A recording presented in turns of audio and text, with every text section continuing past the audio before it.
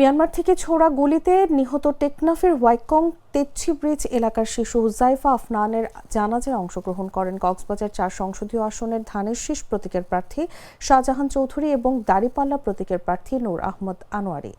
রোববার বেলা ১১টার দিকে নিজ গ্রামে অনুষ্ঠিত জানাজায় রাজনৈতিক নেতৃবৃন্দের পাশাপাশি স্থানীয় জনপ্রতিনিধি সহ সর্বস্তরের শত শত মানুষ অংশ নেন।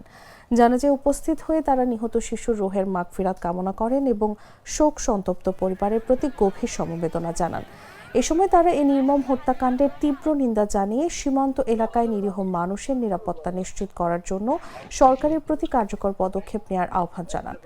গেল ১১ জানুয়ারি টেকনাফের ওয়াইকং তেচ্ছি ব্রিজ এলাকায় মিয়ানমারের দিক থেকে ছোড়া গুলিতে হুজাইফা আফনান গুরুতর আহত হন। পরে তাকে উন্নত চিকিৎসার জন্য চট্টগ্রাম এবং পরে ঢাকা জাতীয় ইনস্টিটিউট অফ নিউরো সায়েন্স হাসপাতালে চিকিৎসাধীন ভর্তি করা হয়।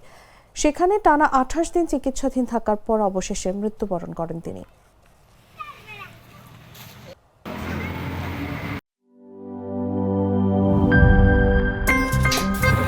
আমার একটা স্মার্ট সিদ্ধান্তে 25% গ্যাসের খরচ কমেছে। ভাবছেন কিভাবে?